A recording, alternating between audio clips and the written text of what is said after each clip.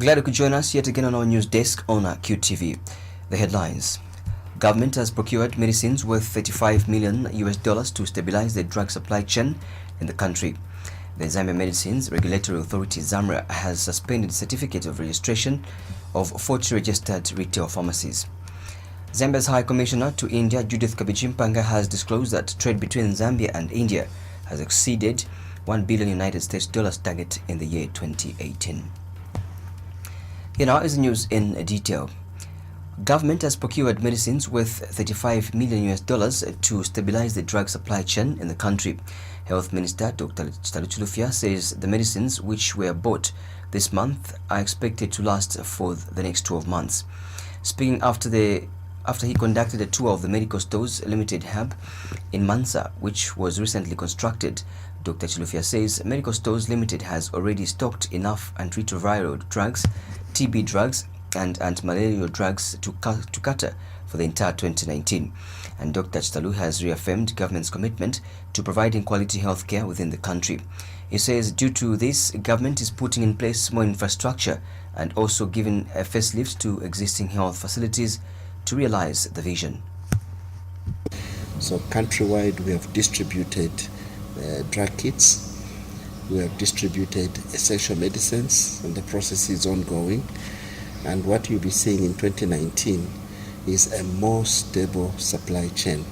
As we speak, we can confidently state that we have enough antiretroviral drugs, enough anti-malarial drugs, enough anti-TB drugs to last us the whole of 2019.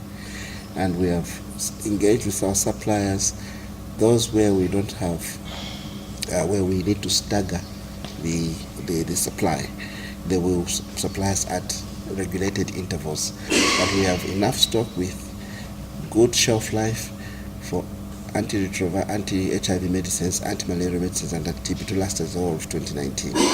For drug kits, we have enough to last us Q1. And for essential medicines, we have enough to last us Q1 into about 6 months. That's the critical impact. That's the impact of the $35 million investment in the supply chain in the month of December. We're going to create a drug basket account in 2019 where we will ring fence some resources to ensure that there are resources always available for the framework contracts that we'll be using to bring in resources. So we want to thank our cooperating partners, the US government, the Global Fund, the UN system, who have worked with us in doing this infrastructure, and who have also worked with us to ensure stability in the supply chain. And Luapula Province Minister Honorable Nixon Chilangwa is optimistic that the construction of the medical hub in Mansa will address the shortage of drugs. Zambia's High Commissioner to India, Judith Kabichimpanga, has disclosed that trade between Zambia and India has exceeded $1 billion target in the year 2018. Trade between Zambia and India improved from $650 million in the year 2016 to $980 million for the year 2017, and further exceeded a $1 billion target in 2018. Zambia's High Commissioner to India, Judith Kabichimpanga, says business visas issued to Indian traders and investors also increased from 520 in the year 2017 to 622 in the year 2018, representing an increase of 82. She says more Indians are interested in investing in Zambia following the first ever visit in 30 years by an Indian president who had a 3-day state visit to Zambia in April 2018. Mrs. Kabichimpanga says the mission was engaged in various activities that promote investment, trade and economic cooperation between Zambia and India and countries of extra accreditation, namely Singapore, Sri Lanka, Bangladesh, Nepal, Myanmar and the Maldives. She says the mission attended several meetings and hosted several others to ensure that the objectives of attracting foreign direct investment, FDI, and enhancing Zambia's international trade are realized. The High Commissioner has since appealed to all stakeholders to move with speed in ensuring that prospective investments are actualized as the mission's mandate ends at marketing the country. Mrs. Kabichimpanga says the mission would, one of India's biggest seed processing companies, Prasad Seeds, which is setting up a multi-million-dollar processing facility in Zambia, and the company has already been registered in Zambia. She says the mission further initiated talks with the Power Solutions India Limited, one of the leading Indian transformer manufacturers, which offered to set base in Zambia to service the country and the region with a planned investment of $100 million target to create over 600 jobs. This is contained in a statement released by First Secretary, Press and Tourism at the Zambian mission in India, Bangwe Navile. Trade between Zambia and India exceeded $1 billion target in the year 2018. Trade improved from $650 million in the year 2016 to $980 million for the year 2017, and further exceeded a $1 billion target in the year 2018. Zambia's High Commissioner to India, Judith Kapija-Mpanga, discloses that business visas issued to Indian traders and investors also increased from 520 in the year 2017 to 602 in the year 2018, representing an increase of 82. Our visa records can show that the figures are quite high. We actually reaped quite a good harvest. More Indians are interested in investing in Zambia following the first ever visit in 30 years by an Indian President, Shri Ramnath Kovind, who had a 3-day state visit to Zambia in April 2018. The mission was engaged in various activities that promote investment, trade and economic cooperation between Zambia and India and countries of extra accreditation, namely Singapore, Sri Lanka, Bangladesh, Nepal, Myanmar and the Maldives. Bangwe Navile, New Delhi, India. The Zambia Medicines Regulatory Authority, ZAMRA, has suspended a certificate of registration of 40 registered retail pharmacies in Lusaka for breach of terms and conditions of the certificate of registration under which their licenses was granted. In a press statement made available to Q News, ZAMRA Public Relations Officer Ludovic Mwape says out of 64 pharmacies that were inspected, 40 were found operating without required qualified pharmacists and were ordered to close. Mr. Mwape adds that in some instances, prescription-only medicines were dispensed without prescriptions. He is, however, urging pharmacists working and managing pharmacies to be present at all times in order to enhance the levels of compliance in retail outlets. ZAMRA Public Relations Officer has expressed concern the increase in the absence of pharmacies in most outlets, resulting in non-qualified personnel dispensing prescription-only medicines to members of the public without prescriptions. He has stressed that the case of antibiotics practice is if left unchecked, has the potential to contribute to the increase in antimicrobial resistance. Ms. Mwape has further warned all registered retail pharmacies or chemists to adhere to pharmaceutical practices, as the authority will not hesitate to suspend or revoke certificate of registration to all those found wanting. Political economist Bishop David Masupa has described 2018 as a year of hardship, with high cost of living and unemployment being the leading problems. Bishop Masupa, who is also Independent Churches of Zambia ICOS board chairperson, says the year 2018 experienced what he termed as high unnecessary tariffs, skyrocketing of prices of goods and services. Speaking to QTV News, Bishop Masupa has also expressed concern over poverty levels in the country despite the country recording economic growth. Bishop Masupa has therefore noted the need for government to go to the bottom line and do a survey and see how many people are suffering.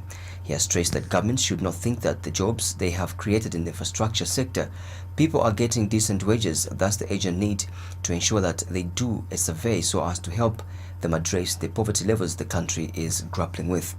The political economist has indicated that the people benefiting from the investment are investors and thereby leaving Zambians in abject poverty. He has, however, proposed that government should come up with another policy that will compel them to ensure that in every investment, Zambians should have a share. Bishop Masupa has complained that Zambians have not benefited from its natural resources, a situation he said is uncalled for. Our population has not grown exponentially comparing to the resources which the country has. I think the resources are far much bigger proportionate to the population of our country. So would love to see a situation whereby we benefit from our natural resources. We benefit at our working places. We have decent salaries.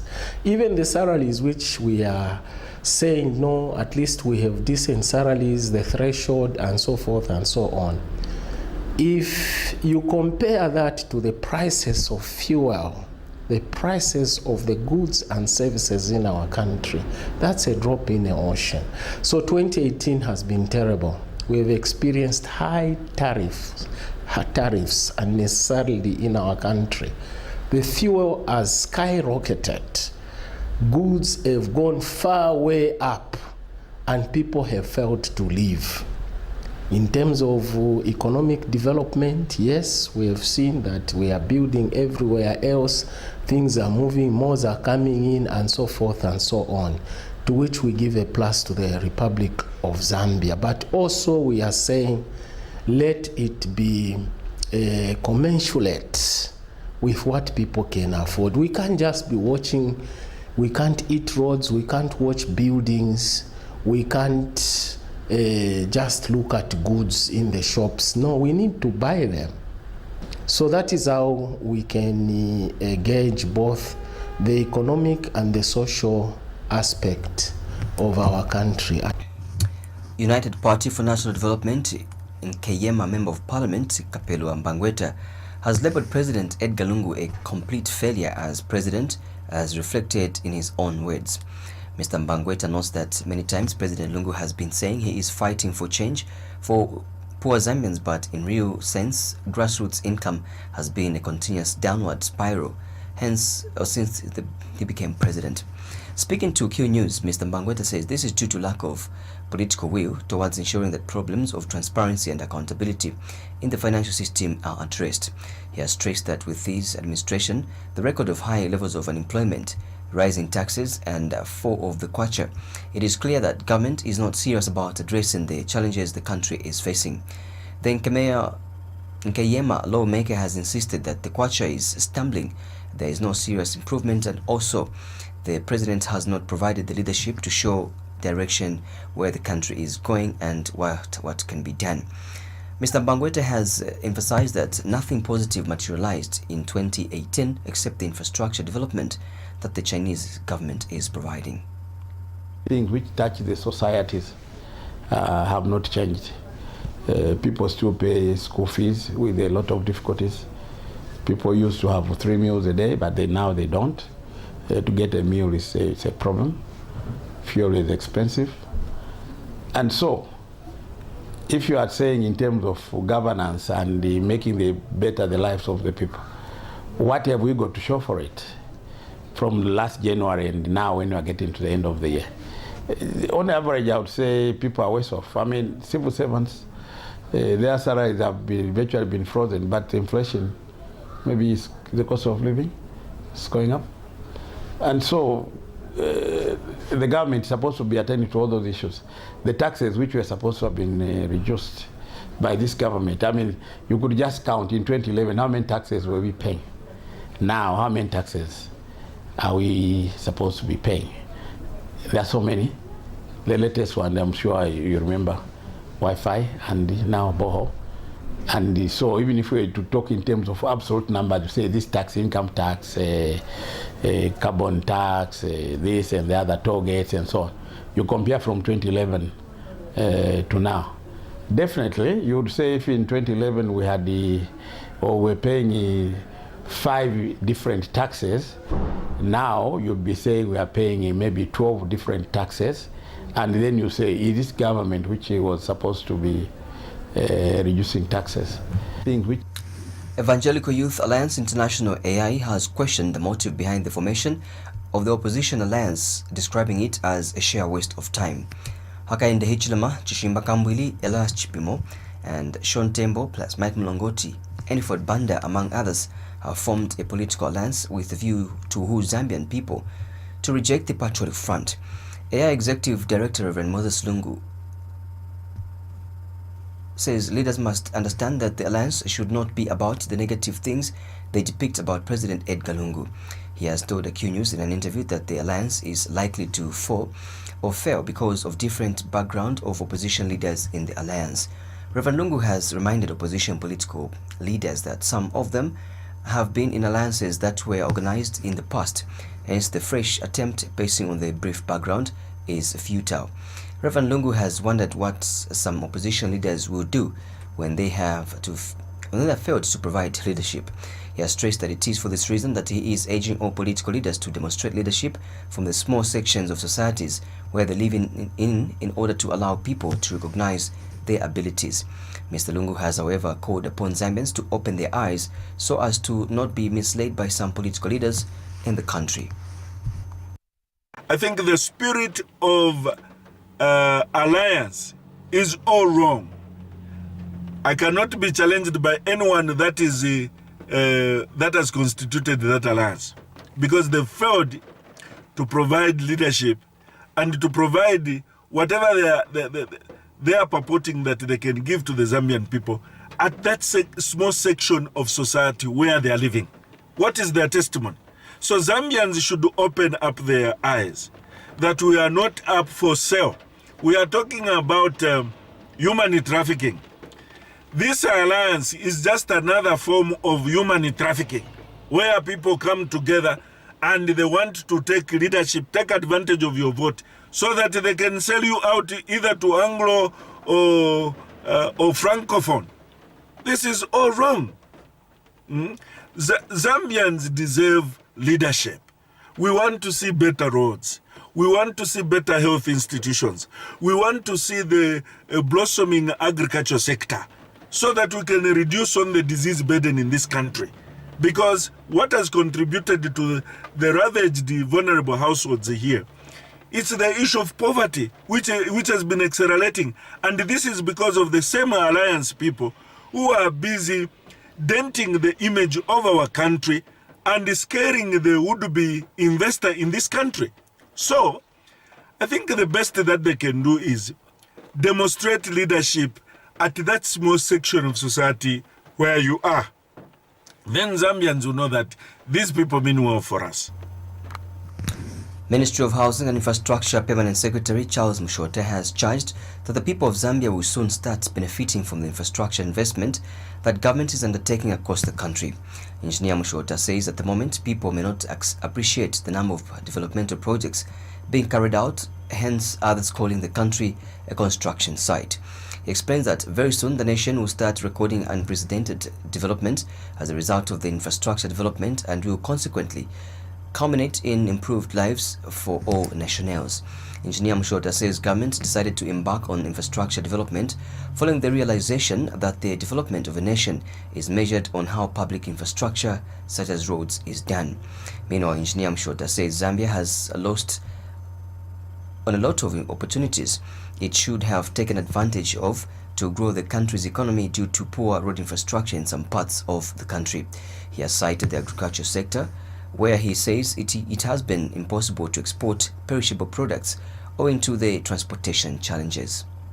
Construction sector was extraordinary in the country, and the indication of development is measured on how you develop your country infrastructure, because we know that public infrastructure, that is the roads, the airports, the schools, the markets, the universities, the housing, these measures will be public in the country. And I think what we have witnessed in the recent past is massive investment in infrastructure development. For now, we see the government doesn't know what to do. But believe me, that in a few years, we'll see a lot of improvement in the living standards of Zambian people. We are going to see The Examination Council of Zambia, ECZ, has called for all schools to register internal candidates who are eligible to sit for the 2019 examinations by 31st December 2018 and all external candidates by 31st January 2019. ECZ Director Dr. Michael Chilala says according to the new ECZ regulations, all grade 7s, 9 and 12 must be registered for the examination through the online candidate registration system. Dr. Chilala has explained that registration of candidates for 2019 examinations started in October 2018.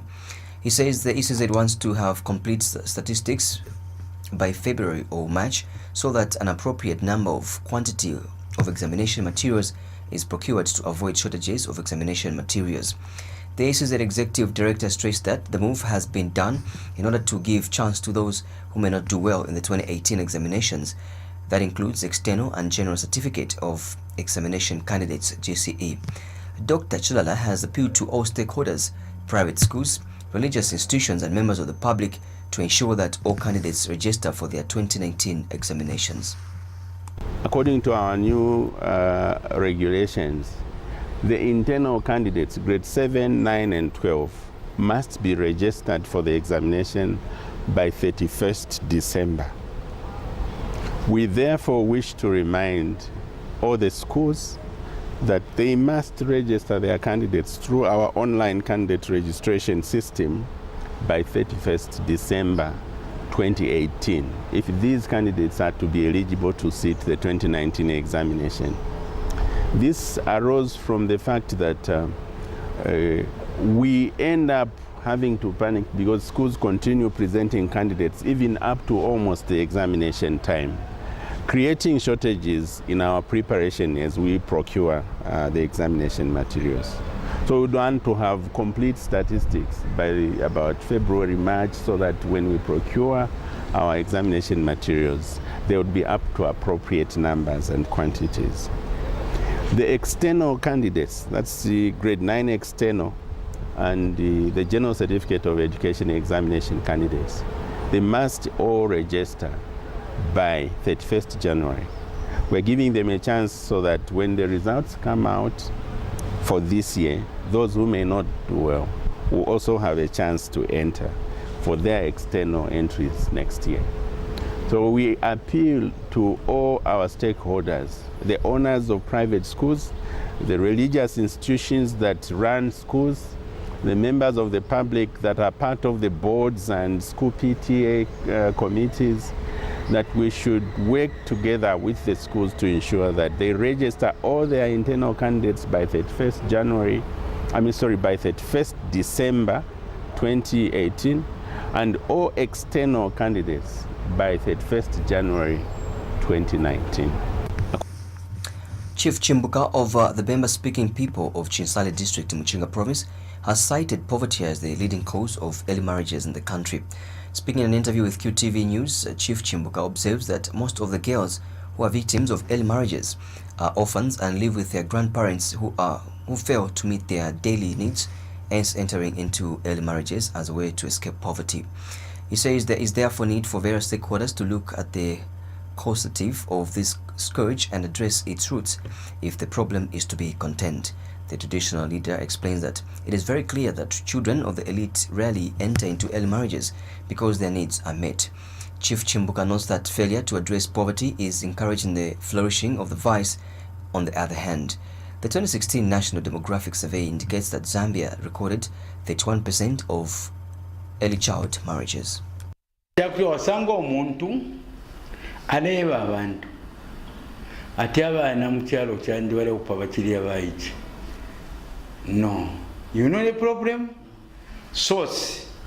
Umwana bana kuru baba wishwali fona banyina ero lyabafuwa ashana na nakuru ero kambo kushitishero umwaka pera ko ka 5 kwacha shukika kana kupwa ngati ndefo kupa kanshirya iyo government bali ngokolo shapo sana ukuthi tuleke ku source kirengo kuti bali kupwa ngo kinshi buchushi ngana bekala ngafa mwana wa minister bopo wangu pantu balekala bwino numbo mwana wakwachi mugalopo bwangu pantu kwete vya kuchita wamone pochaba takwete vya kutale chula kanshalopo bwangu. That's the thing. Government, when we announce that thing, Marriage, underage is wrong, what and what. It's a problem. Further, ichilelenga, behind. What's behind ichilelenga kupobongwa abantu? Because of people suffering very much. World Vision Zambia's Transforming Household Resilience in Vulnerable Environments Thrive project manager Wilfred Mfwambi has called for the empowering of women with facilities that promote a sustainable livelihood. Mr. Mfwambi notes that when women are properly and adequately empowered, the likelihood of their children having a well-upbringing is very high. Mr. Mfwambi explains that this is the reason World Vision is deliberately working with women in various entrepreneurship programs as a way to empower and improve the lives of their families. He further notes that there is need to ensure that women participate directly in the economic development of the country. Mr. Mfwambi further notes that the women bring a different dimension to entrepreneurship and that a greater impact can be achieved if empowered with adequate and right resources. The World Vision Zambia Thrive project manager focuses on family-level change and aims at increasing household incomes, resulting in stronger and more self-sufficient families. The intentional way we are trying to reach out to the women in the communities. You will note that if we can ensure that women are productive and their homes actually have access to facilities that are actually sustaining a better livelihood, the likelihood of children growing well is very high. So as a program, we are also deliberate, we're intentional in terms of selecting women groups to work with them in terms of different programs. I want to give an example. For example, we have a large program running savings groups, a program that is promoting, helping farmers, telling them the importance of saving. And we deliberately targeted women. You find that over 80% are women actually who are actively engaged in savings. So if that group is actually continually being supported, it means that women can actually now participate much more directly in economic empowerment. Advocacy Against Child Abuse and Gender-Based Violence Executive Director Bellion Chola has called on government to build more schools in rural areas so that the young girls do not have to walk long distances. Mr. Chola has observed that walking long distances has led many girls falling into temptation, which has contributed to the increasing number of young girls falling pregnant. He encouraged government to continue putting more efforts in building more schools near communities in the rural areas so that many girls can easily get educated. Meanwhile, Mr. Chola has described the recent record of 5,000 girls falling pregnant in Chipata alone as unfortunate and alarming to the nation. He says it is unfortunate that the nation, because of these young people, are the future leaders and this can affect their education. Mr. Chola has encouraged non-government organizations, NGOs, and government to continue sensitizing the young girls in the rural areas about the importance of education. Our call is that the government should continue putting more efforts in building a number of schools near to communities, because the recent situation is that when you go to these rural areas, you find that young girls who have to walk long distances for them to access education, and this between home and their school, they meet a number of temptations, maybe through transport or other needs that they may be approached by men, and they fall for that. So our call is to the government that with the efforts that they are putting in, let them build a number of schools in these rural areas so that these girls can be able to access education without walking long distances, because some, trust me, when they walk to their school, as they walk to their school, some even fail to reach their schools because of the distance. They decide to go back home, and this is what leads them to fall for temptations, to fall into temptations, because they get to be enticed with marriages and the other material stuffs. Smallholder farmer Robert Chimambo has recommended that the country needs agriculture policies that will support smallholder farmers to generate wealth and not be employed by foreign multinationals. Mr. Chimambo has expressed concern that the current agriculture policy is now supporting industrial farming rather than local smallholder farmers. Mr. Chimambo has further described the agriculture policy as a poverty-generating policy for the smallholder farmers and wealth-generating policy for the foreign nationals. He says many smallholder farmers are not even able to support their children at school due to lack of resources. Hence, the need urgent for government to come up with a policy that will support and generate wealth from their production.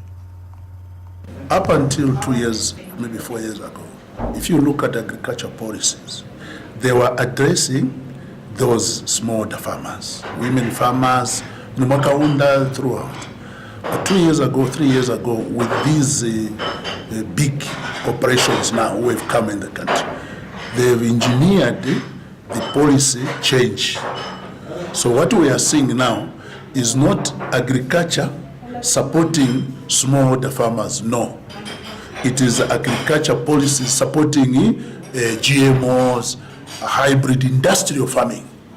And that is why you find if you go to Mukushi, they've cut up all these thousands and thousands of center pivot agriculture. Center pivot is industrial, Mumbwa, the same thing. And you even hear people saying, no, we are creating jobs. Agricultural jobs go to Mukushi. Those are hewers of wood and drawers of water. They are not jobs. What we need is policies that support our smallholder farmers to generate wealth, not to be employed by these South African and Rhodesian chaps, but for themselves to produce value add at the farm level, to produce wealth at that level. But the policy you have is where they become Mwawachos and farm smallholder, they start being employees. Sustainable Innovations Africa Country Director Wesley Wankuma says that farmers should be actively involved in the formulation of agricultural policies.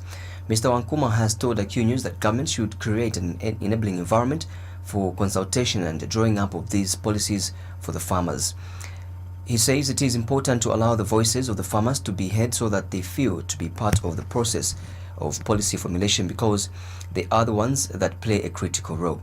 Mr. Wankuma has stressed that the country cannot talk of effective agricultural policies if the farmers themselves are not involved in the process of formulation.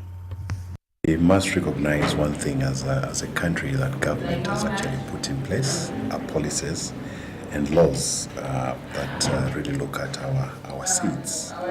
And one of the things is that, of course, our laws do recognize the local seed systems, and these are farmer-managed seed systems. But I think in terms of why we're doing what we are doing, is that as much as these are recognized, there isn't so much attention in terms of budgetary support structures that are put in place to actualize them. The cost, for example, of the hybrid seeds is not only what you pay for the seeds, it's the chemicals that you also need to pay for. It's the labor that goes with it that needs to be considered. And our idea of working within the agriculture and the food sector is that we must support farmers, first of all, to realize their rights. They have a right to seeds, and that's one of the things that has been debated and discussed world over. And it's agreed. We have the International Protocol on Plant and Genetic Resources, and Article 9 is very clear. It talks about the rights of the farmers. So in terms of policies, we are saying that the government should create an enabling environment, first of all, for consultation and actually drawing up of these policies, but at the same time to allow the voices of the farmers to be part of that process. So we can't talk of effective policies if our farmers are not involved. And that's one thing we need to really look at. That item brings us to the end of the news at this hour. But before we take a run, here is a recap of stories in the headlines. Government has procured medicines worth $35 million to stabilize the drug supply chain in the country. The Zambia Medicines Regulatory Authority, ZAMRA, has suspended certificate of registration of 40 registered retail pharmacies in Zambia. And Zambia's Commissioner to India, Judith Kapichimpanga, has disclosed that trade between Zambia and India has exceeded $1 billion United States target in the year 2018. That's all for the news. Bye-bye. God bless. Continue watching QTV. Still compliments of the season.